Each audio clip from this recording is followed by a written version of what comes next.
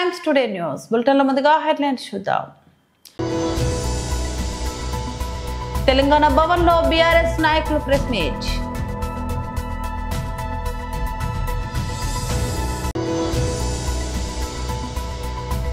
BJP జాతీయ ఉపాధ్యక్షురాలు శ్రీమతి అరుణ మీడియాతో మాట్లాడారు.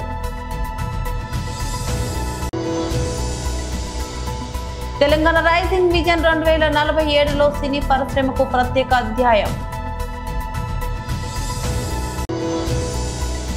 కెరీర్లో తొలిసారిగా వన్డేలో నెంబర్ 1 బ్యాటర్గా రోహిత్ శర్మ.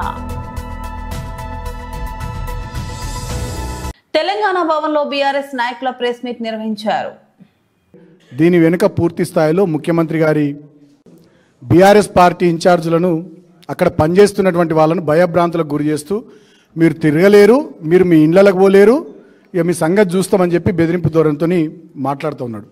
ఇవి కేవలం ఆయన మాటలే కాదు, యథా రాజా తదా ప్రజ అన్నట్టుగా ముఖ్యమంత్రి గతంలో మాట్లాడినటువంటి మాటలు, కండ్ల గుడ్లు వీకేస్తా, కడుపుల పేగులు తీస్తా, లాగుల తొండలు జొరగొడతా, చెట్టుకు వేలాడ తీసుకొడతా, స్వయంగా అసెంబ్లీ వేదికగా బట్టలు ఇప్పదీసి కొడతా అని ముఖ్యమంత్రి ఏదైతే మాట్లాడిండో వస్తే వీరు ఎమ్మెల్యేగా పోటీ చేసినారు. అప్పుడు స్వయంగా నేను మా రవీందర్రావు గారు, మా రవీందర్ రెడ్డి గారు, విజిత్ గారు, ఆంజనేయులు గౌడ్ గారు, స్వయంగా నేను మా రవీందర్రావు గారు, మా రవీందర్ రెడ్డి గారు, విజిత్ గారు, ఆంజనేయులు గౌడ్ గారు, రాజు సార్ గారు, మేమంతా మా టీం అంతా అక్కడ ఉప ఎన్నికల్లో పనిచేసినాం. నేను పెదవూర మండలం ఇన్ఛార్జ్ ఉన్నా, నేను ప్రభుత్వ వైపుగా పనిచేస్తూ ఉన్నా, పెదవూర మండలం ఇన్ఛార్జ్ ఉన్నా. అటువైపు పెదవూర మండలం కాంగ్రెస్ పార్టీ ఇన్ఛార్జ్ ఎవరు వచ్చారు? రేవంత్ రెడ్డి గారు, ప్రస్తుత ముఖ్యమంత్రి వారే వచ్చారు. వారితో పాటు మాజీ ఎంపీలు బలరాం నాయక్ గారు, సురేష్ శెట్కర్ గారు, మల్లు రవి గారు, మాజీ ఎమ్మెల్యేలు, అదేవిధంగా చాలామంది మాజీ ఎమ్మెల్సీలు, అప్పటి ఎమ్మెల్యే ప్రస్తుతం మంత్రిగా ఉన్న సీతక్క గారు, ప్రస్తుతం ఎమ్మెల్యే సద్దంకి దయాకర్ గారు, ఒక 15-20 మంది టీం వచ్చి పనిచేసి 2 వారాల పాటు పెదవూరులో. ఎన్నడూ కూడా వాళ్ళని ఒక మాట మా అభ్యర్థిగా పోటీ చేసిన భగత్ గారు అనలేరు, ఎన్నడూ కూడా వాళ్ళని ఒక మాట మా అభ్యర్థిగా పోటీ చేసిన భగత్ గారు అనలేరు, ఇన్ఛార్జ్ కూడా నేను అనలేను. అట్లనే మిగతా మండలాల్లో కూడా చాలామంది వాళ్ళు వచ్చి పనిచేస్తున్నారు. ఎక్కడ కూడా ఎవరు మేము అనలే. ఇంకా ఎంత దూరం ఉంటామంటే మేము ఒక దశలో మేము ఎక్కడనో ప్రచారంలో పోతుంటే ఎదురెదురు పడితే కాంగ్రెస్ పార్టీ టీం అటు దిక్కు, మేము ఇటు దిక్కు, మేము చేతులు ఒప్పుకున్నాం తప్ప ఎన్నడూ కూడా బెదిరింపు ధోరణితో మేము ఈ రకంగా మాట్లాడలేదు. బీజేపీ జాతీయ ఉపాధ్యక్షురాలు శ్రీమతి డికే అరుణ మీడియాతో మాట్లాడారు. ఈ ఎన్నికల్లో గెలవకపోతే ఈ రాష్ట్ర ప్రభుత్వం మనుగడకే ప్రమాదమైనటువంటి స్థితిలో కాంగ్రెస్ పార్టీ ఇవాళ ఈ ఎన్నికల్లో ఎట్లయినా గెలవాలి, భారతీయ జనతా పార్టీని అనేక రకాల ఆరోపణలతో ఈ ఎన్నికల్లో మేము గెలుపొందాలనేటటువంటి అనేక కుట్రలు పన్నుతూ ఉంది. అటు టీఆర్ఎస్ పార్టీ కానీ బీఆర్ఎస్ పార్టీ, అటు బీఆర్ఎస్ పార్టీ కానీ ఇటు కాంగ్రెస్ పార్టీ కానీ రెండు కూడా లోపల ఏకమై ఎట్టి పరిస్థితుల్లో బీజేపీని గెలవకుండా అడ్డుకోవాలనేటువంటి ప్రయత్నాన్ని ముమ్మరంగా చేస్తున్నారు. ఈరోజు ఆ భయంతోనే ఇప్పుడే వచ్చింది ఒక వార్త, అజరుద్దీన్ గారిని ఎల్లుండి మంత్రివర్గంలోకి తీసుకోబోతున్నారు, ప్రమాణ స్వీకారం చేయబోతున్నారని ఇప్పుడు ఒక వార్త వచ్చింది. అంటే వీళ్ళు ఎంతగా భయపడుతున్నారో, ఈ ఎన్నికల పక్క 11వ తేదీ నాడు ఎన్నికలు ఉంటే జనరల్గా ఎన్నికలు జరుగుతున్నప్పుడు, ఉప ఎన్నిక జరుగుతున్నప్పుడు రాష్ట్రంలో కోడ్ అమల్లో ఉంటుంది, ఇటువంటివి చేయడానికి వీలు ఉండదు. కానీ ఇది జూబ్లీ హిల్స్ వరకే పరిమితం, ఎన్నికల కోడ్ జూబ్లీ హిల్స్ వరకే ఉంది కాబట్టి మేము మంత్రివర్గాన్ని ప్రమాణ స్వీకారం అజరుద్దీన్ గారితో చేయించవచ్చని ఈరోజు ఎల్లుండి 31వ తారీఖు 11 గంటలకు వాళ్ళు ముహూర్తం పెట్టుకున్నారనే విషయాన్ని తెలుస్తాం. అంటే ఇదంతా చూస్తుంటే కాంగ్రెస్ పార్టీకి వాళ్ళకు ఓడిపోతామనేటటువంటి భయం పట్టుకున్నది. ఖచ్చితంగా కాంగ్రెస్ పార్టీ ఎన్నికల్లో ఓడిపోబోతున్నది అనేటటువంటి విషయం కూడా స్పష్టమైంది.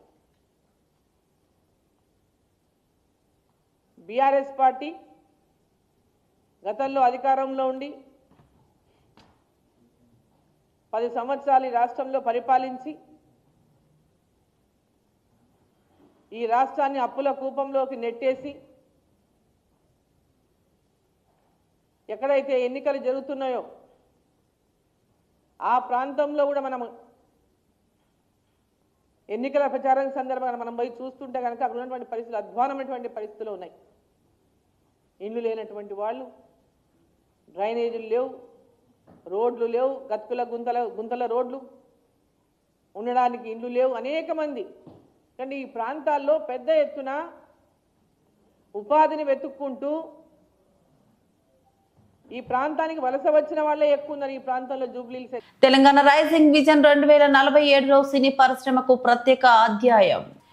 హాలీవుడ్ ను హైదరాబాద్ కు తీసుకురావడమే లక్ష్యమని సీఎం రేవంత్ రెడ్డి అన్నారు. మిత్రులారా, సినీ కార్మిక సోదరులారా,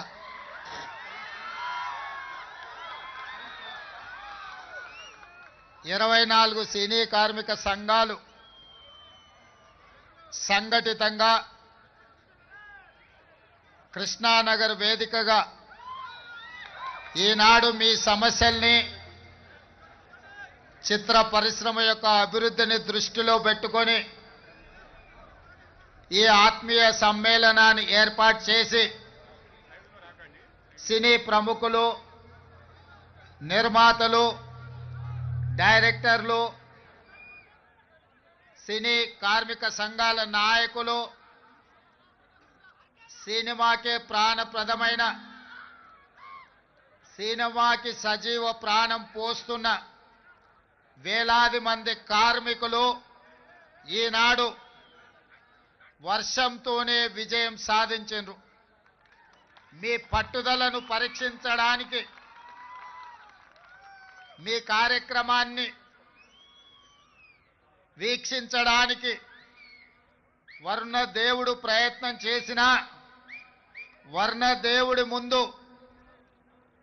మీరు నిటారుగా నిలబడి ఈనాడు ఈ కార్యక్రమాన్ని నిర్వహించి ఈ కార్యక్రమాన్ని విజయవంతం చేసినందుకు కార్మిక సోదరులందరికీ మనస్ఫూర్తిగా అభినందనలు, కృతజ్ఞతలు తెలియజేస్తున్న మిత్రులారా,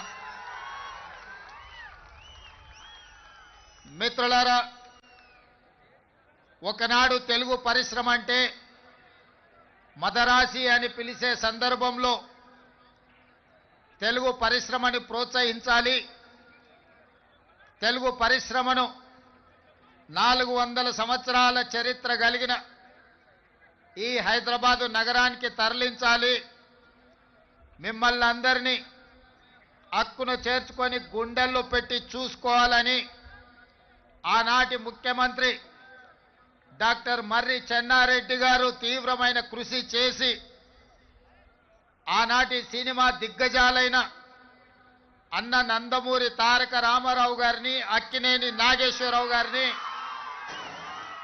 నటశేఖర కృష్ణను, దర్శకేంద్రుడైన రాఘవేంద్రరావు గారిని, దాసరి నారాయణరావు గారిని, కార్మికులకు కన్న తండ్రిగా మీ సమస్యల్ని పరిష్కరించే దాసరి నారాయణరావు గారిని లాంటి వాళ్ళని అందరినీ ఆనాడు ప్రభుత్వం సంప్రదించి హైదరాబాదు నగరానికి తరలి రావడానికి వారు ప్రయత్నం చేశారు. భారత ఓపెనర్ రోహిత్ శర్మ తన కెరీర్లో తొలిసారిగా వన్డే బ్యాటింగ్ ర్యాంకింగ్స్ లో అగ్రస్థానాన్ని చేరుకున్నాడు. 38 ఏళ్ల వయసులో ఐసీసీ ర్యాంకింగ్ లో నెంబర్ 1 స్థానాన్ని దక్కించుకున్నాడు. సిడ్నీలో భారత్ ఆస్ట్రేలియా మధ్య జరిగిన 3వ చివరి వన్డేలో సెంచరీ చేసిన రోహిత్ శర్మ 2 స్థానాలు ఎగబాకి అగ్రస్థానానికి చేరుకున్నాడు. 3 వన్డేల సిరీస్ లో 1 సెంచరీ, హాఫ్ సెంచరీ చేసి player of the series award సొంతం చేసుకున్నారు. ఈ సిరీస్ లో రోహిత్ శర్మ ప్రదర్శనకు ఐసీసీ ర్యాంకుల్లో ఫలితం కనిపించింది. ఇప్పటి వరకు నెంబర్ 1 గా ఉన్న శుభ్మన్ గిల్ 2 స్థానాలు దిగజారి 3వ స్థానానికి పడిపోయాడు. గత దశాబ్ద కాలంలో ఎక్కువ కాలం రోహిత్ శర్మ టాప్ 10 లో నిలిచాడు. ప్రస్తుతం రోహిత్ శర్మ 781 రేటింగ్ పాయింట్లతో అగ్రస్థానంలో ఉండగా ఆఫ్ఘనిస్తాన్ ఆటగాడు ఇబ్రహీం జాద్రాన్ 764 పాయింట్లతో 2వ స్థానంలో నిలిచాడు. శుభ్మన్ గిల్ 745 పాయింట్లు, బాబర్ ఆజం 739, విరాట్ కోహ్లీ 725 వరుసగా 3, 4, 5 స్థానాల్లో కొనసాగుతున్నారు. 3వ వన్డేలో విరాట్ కోహ్లీ అర్ధ సెంచరీ చేసినప్పటికీ అంతకుముందు 2 మ్యాచ్ల్లో డకౌట్ అయ్యారు. ఈ కారణంగా అతను 1 స్థానం పడిపోయాడని క్రీడా విశ్లేషకులు చెబుతున్నారు. శ్రేయస్ అయ్యర్ 700, టాప్ 10 లో కొనసాగుతున్నాడు. ఇంగ్లాండ్ కెప్టెన్ హ్యారీ బ్రూక్ 589 ఏకంగా 23 పాయింట్లు మెరుగుపరుచుకొని 25వ ర్యాంకుకు చేరుకున్నారు. వన్డే బౌలింగ్ లో అక్షర్ పటేల్ 6 స్థానాలు ఎగబాకి 31వ స్థానానికి చేరుకున్నాడు. టాప్ 10 లో కుల్దీప్ యాదవ్ 634 మాత్రమే ఉన్నాడు. ఒక స్థానం దిగజారి 7వ స్థానానికి పడిపోయాడు. ఆస్ట్రేలియా పేసర్ జోస్ హేజిల్వుడ్ 2 స్థానాలు ఎగబాకి 8వ ర్యాంకు చేరుకున్నాడు. ఆఫ్ఘన్ ఆటగాడు రషీద్ ఖాన్ 710 బౌలింగ్ విభాగంలో మొదటి స్థానంలో కొనసాగుతున్నాడు. శ్రీకాళహస్తిలోని ప్రెస్ క్లబ్ నందు మాజీ ఎంపీ చింతా మోహన్ కాంగ్రెస్ పార్టీ నాయకులతో కలిసి విలేకరుల సమావేశం నిర్వహించారు. ఈ సమావేశంలో మాజీ ఎంపీ చింతా మోహన్ మాట్లాడుతూ శ్రీకాళహస్తి దేవస్థానం అవినీతిమయంగా మారిందని, సెల్ ఫోన్ కౌంటర్ నందు, చెప్పుల కౌంటర్ నందు మరియు కార్ పార్కింగ్ లో కూడా భక్తులను నిలువుదోపిడీ చేస్తూ అధిక మొత్తంలో వసూలు చేస్తున్న అధికారులు పట్టించుకోకపోవడం, ప్రజాప్రతినిధులు వాటిపై స్పందించకపోవడం విడ్డూరంగా ఉందని, ఇకనైనా కాంట్రాక్టుదారులు భక్తులను నిలువుదోపిడీ చేస్తున్న వారిపై ఆలయ అధికారులు దృష్టి సారించి వాటిని కట్టడి చేయాలని కోరారు. కూటమి ప్రభుత్వంలో రైతులకు ఎక్కడా న్యాయం జరగడం లేదని, ప్రస్తుత తుఫాను ప్రభావంతో పడిన వర్షపాతాలతో రైతులు వారి పంటలు నీట మునిగి అప్పుల పాలైతే ఆత్మహత్యలు చేసుకోవాల్సిన పరిస్థితి ఏర్పడుతుందని, ఇప్పటికైనా కూటమి ప్రభుత్వం స్పందించి రైతన్నలను ఆదుకోవాలని కోరారు. విమానాశ్రయాలు ఇచ్చాడు, పోర్ట్లు ఇచ్చేశాడు మరి భారతీయ జనతా పార్టీ నాయకులు. కానీ రైతులకు ఏం చేశారు అని నేను అడుగుతున్నా. రైతుల పరిస్థితి, రైతుల కన్నీళ్లు, ఆక్రోశం, ఆవేదన చెప్పుకోలేకపోతున్నారు ఈరోజు ఆంధ్రప్రదేశ్ రాష్ట్రంలో. మరి మన ప్రాంత నాయకుడు చంద్రబాబు నాయుడు గారు 22,000 కోట్ల రూపాయలు సబ్సిడీ ఇస్తున్నాడు ఒక ఆయనకు. ఎవరికి? సుందర పిచ్చయ్య అని ఒక ఆయన అమెరికాలో ఉన్నటువంటి నిరుపేదకి ఇస్తున్నాడు. ఆయన నిరుపేద, ఆయన పాపం, ఆయనకి భోజనానికి లేవు డబ్బులు రైతుల్లాగా. ఆయన్ని అమెరికా నుంచి తీసుకొచ్చి విశాఖపట్నంలో 22,000 కోట్ల రూపాయలు సబ్సిడీ ఇవ్వడం గమనార్హం. రైతులకు ఏమన్నా సబ్సిడీ ఇచ్చాడా చంద్రబాబు నాయుడు? ఆయన రైతు బిడ్డ అంటాడు, 2 ఎకరాల రైతు బిడ్డ ఆయన. మరి రైతులకు ఏం చేశాడు ఆయన? మాట్లాడితే పరిశ్రమలు పరిశ్రమలు పరిశ్రమలు అంటాడు. ఏమి పరిశ్రమలు తెచ్చాడు ఆయన ఇప్పటికీ? మరి పరిశ్రమలు మేము తెచ్చాం. శ్రీ సిటీలో 300 పరిశ్రమలు మేము తీసుకొని వచ్చాం. మేము ప్రభుత్వంలో ఉన్నప్పుడు ఒకే ఒక్క రోజు 20 పరిశ్రమలకు మేము పునాది రాయి వేసాం, ప్రారంభాలు చేశాం. శ్రీ సిటీలో దాదాపు 1,00,000 మందికి ఉద్యోగాలు వచ్చున్నాయి. ఈరోజు మన ప్రాంతంలో, తిరుపతి లోక్సభ ప్రాంతంలో, శ్రీ సిటీలో కానీ, మేనకూరులో కానీ, కృష్ణపట్టణంలో కానీ, మరి ఎక్కడైనా. మరి చంద్రబాబు నాయుడు ఏం చేశాడో నేను అడుగుతున్నాను. పరిశ్రమలు పరిశ్రమలు పరిశ్రమలు అంటున్నాను. చెప్పే జవాబు ధైర్యం లేదు. 3 నెలల నుంచి అడుగుతున్నా.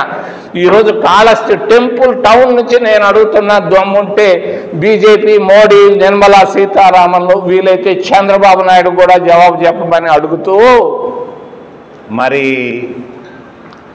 మనవరం బెల్ ఫ్యాక్టరీ ఎవరు తెచ్చారు? 15 సంవత్సరాల నాడు కాంగ్రెస్ ప్రభుత్వం, మన్మోహన్ సింగ్ గారు వచ్చి పునాది రాయి వేశాడు. ఈ రోజుకి అది అనాది రాయిగా మిగిలిపోయింది.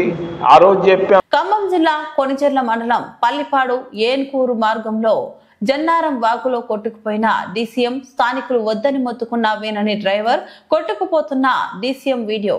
బాబాయ్ ఆగు ఆగన్నా కూడా సాగుతుందా? రావట్లే అసలు.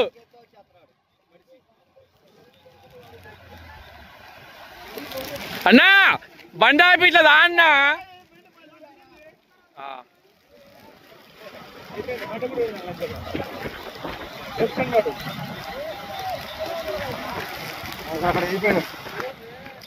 క్లోజ్.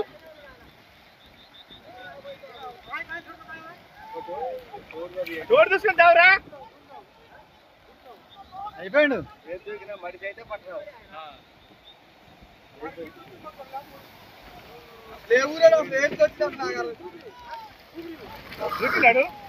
దోకమను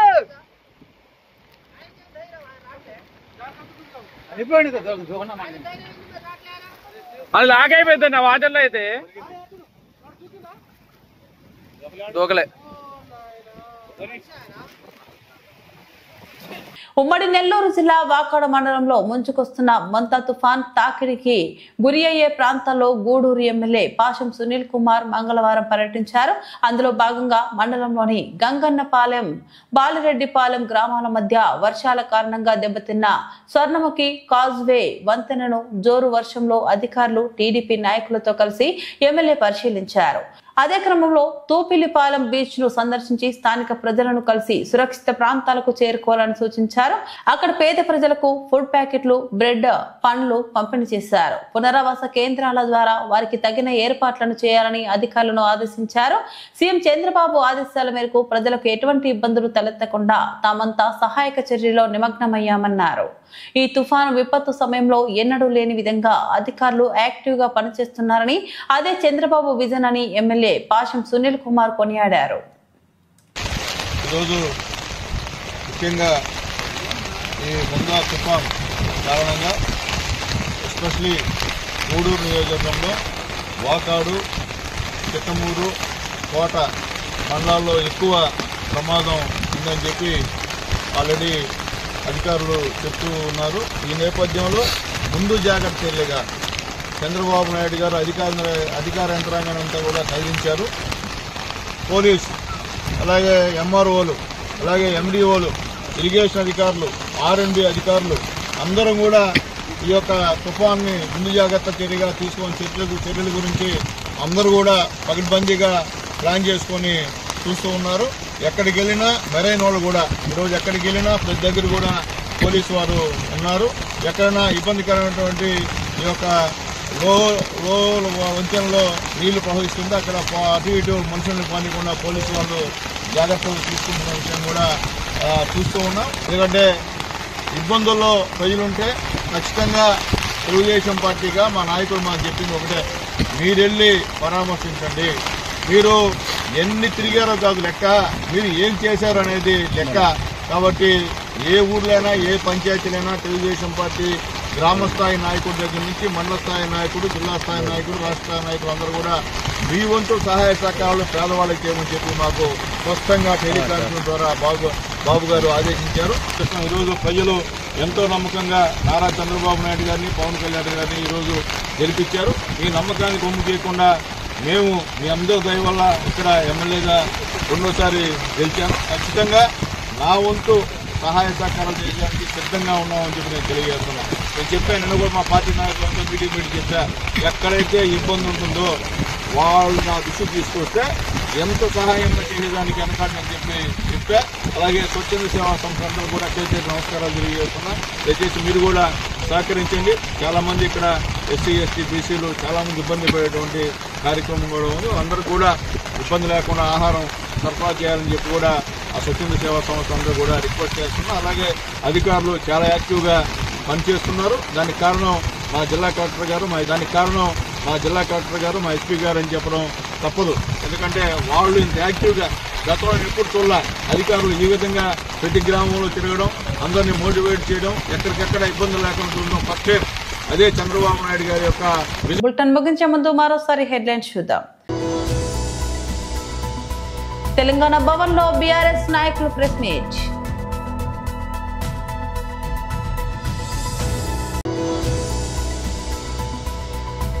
బీజేపీ జాతీయ ఉపాధ్యక్షురాలు శ్రీమతి అరుణ మీడియాతో మాట్లాడారు.